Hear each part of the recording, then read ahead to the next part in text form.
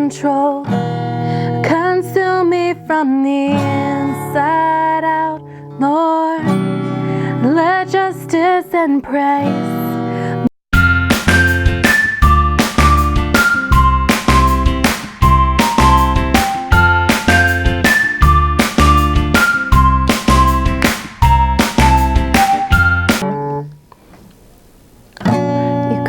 me out upon the waters, the great unknown, where feet may fail. And there I find you in the mystery, in oceans deep, my faith will stand.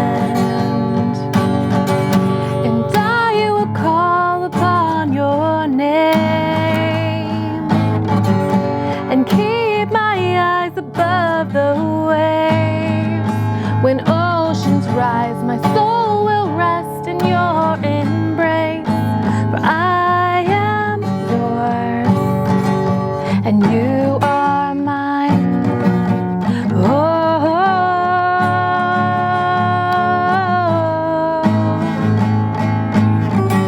hello everybody, and welcome to my channel. This is Mommyon, and I'm Christina, and I am doing right now my 18-week bump date for you guys. But I also kind of want to give you a quick little spiel of this week because I haven't uploaded hardly anything this week. I actually recorded a lot of video, and that will actually go up tonight and tomorrow. So you're gonna get blasted with a bunch of stuff that's just been recorded throughout the week.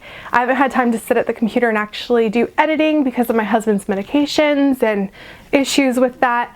But hopefully this week everything will be sorted out and things will be a lot easier in the downtime area. So I'm 18 weeks. It's still weird. I don't think I have fully committed my brain to believing that we're pregnant again. So each week that comes up, it's just kind of another emotional hit. And this week has been the worst so far emotionally. I have just been completely, I guess a wreck would be a good example. I think my husband not being able to help as much because of his injury. He's disabled. He had a spinal injury from being overseas that just got progressively worse, and he had a surgery that didn't do anything and actually caused more damage. So it's just when he's in a lot of pain and having a hard time, it's very hard for everybody in the family. So I think this week has been exhausting for everyone, and for me it's been very taxing. I know that I have been going through a lot of the doubts and the fears and the wishes and kind of trying to sort through whether or not I can convince myself that everything's going to be okay.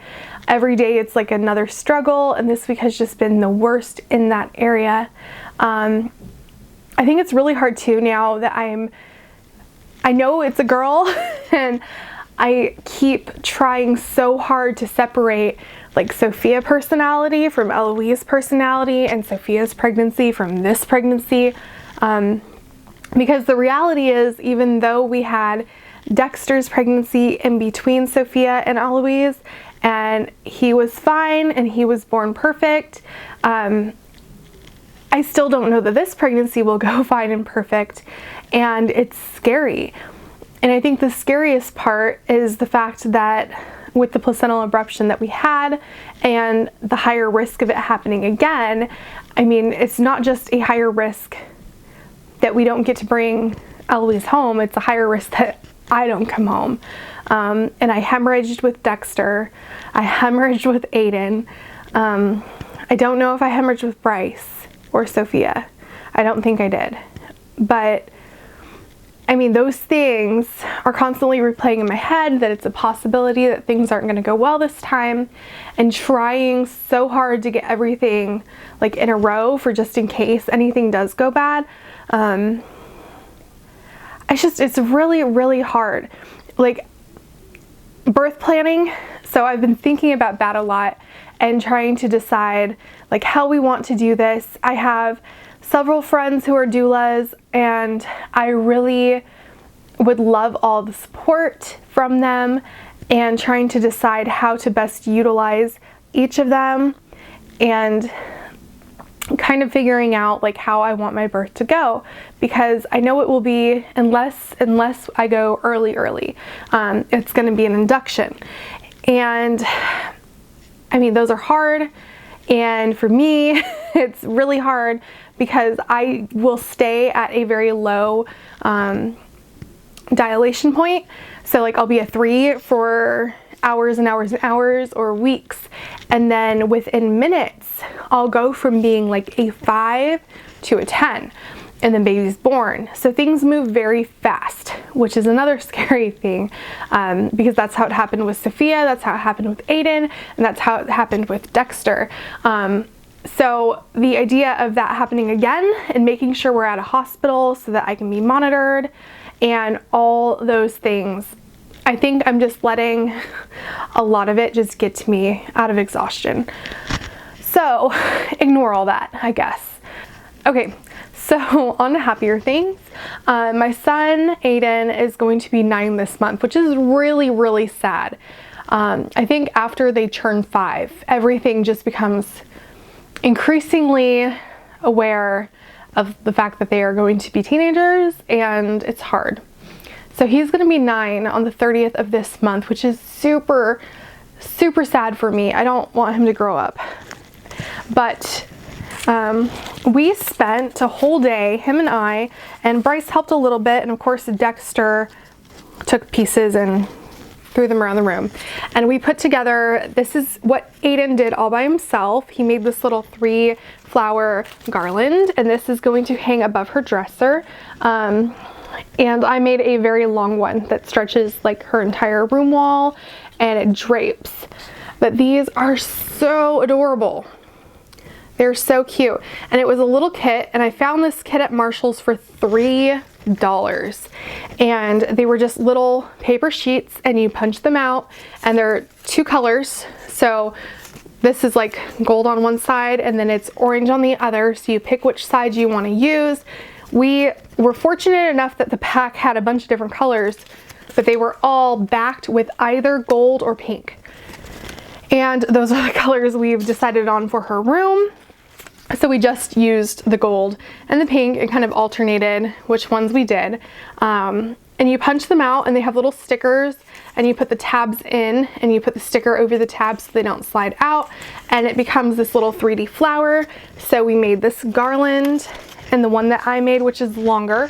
And then I also purchased at Goodwill, because I love buying things that have already been used. I think it's good for the environment and for people in general. And this little chandelier was $5 at the Goodwill. And it was all strung up with like ribbon, and it had some little gemstones hanging down that were not my style. So we actually went and we bought little beads at the Hobby Lobby. We bought these pink ones, and they were both of these, and then we bought these little crystal drop shaped beads, and so we strung them on the bottom of each one, and then I used the leftover flowers to kind of just decorate the rest. And the really cool thing about this is, if I can see the right one, like it still lights up, and they like flicker like candles. So there's that.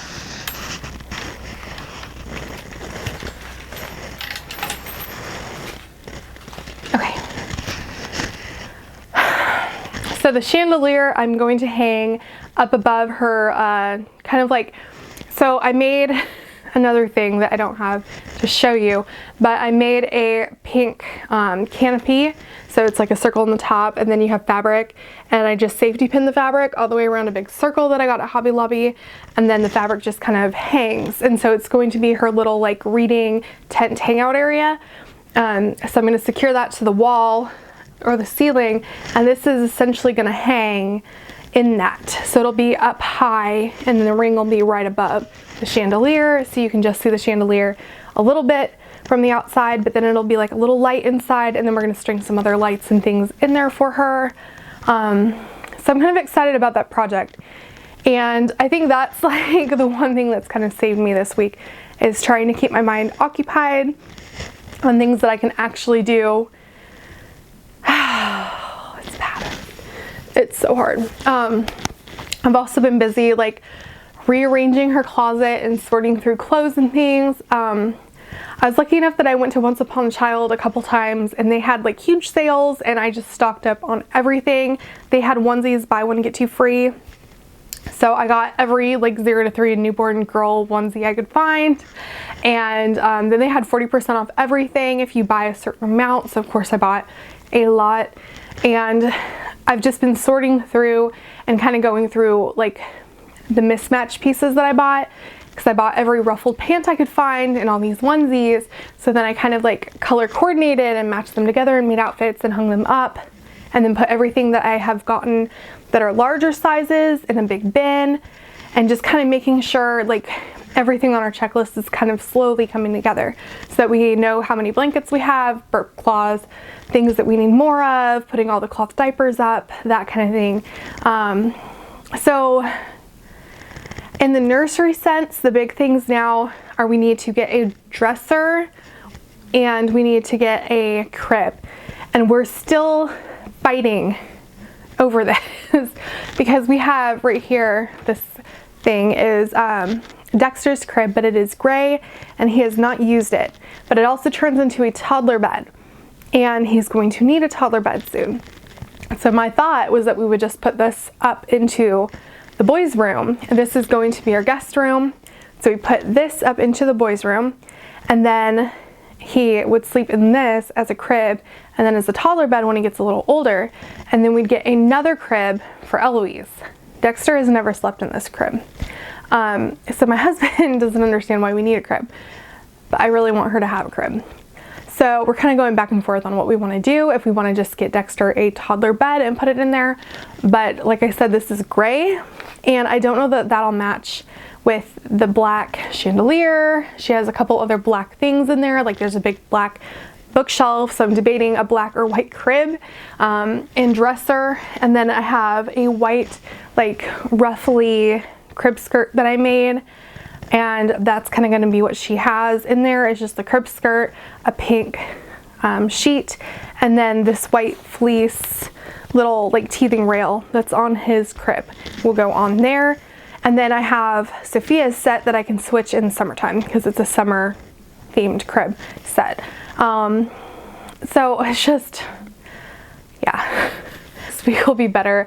It's just, this week has been very, very emotional, and I feel like that's something that I need to say because I don't think a lot of people understand the pregnancy after loss side of things, but I also don't think a lot of people talk about how they really feel during pregnancies after loss. Especially when it's a same gender pregnancy, it's a little different than having, you know, a boy after a girl or a girl after a boy. For me, this has just been hard to process, and I'm sure it's like that for most people. But I just wanted to let you guys know that you're not alone when you feel like that, and if you haven't gone through losses and this is a little scary for you to hear, I completely understand that, but I really encourage you to kind of listen to it so that if you have friends going through a pregnancy after a loss, you kind of understand how they feel, because they may not tell you. I don't tell anyone how I feel. I tell y'all how I feel, and my husband, who laughs at me because he's like that. But that's basically it. So yeah, hopefully this is helpful. And I'm gonna do belly shots. I'm not wearing my normal shirt. I don't know where it went. It's somewhere in the wash. So this is what I'm wearing today. That's okay though.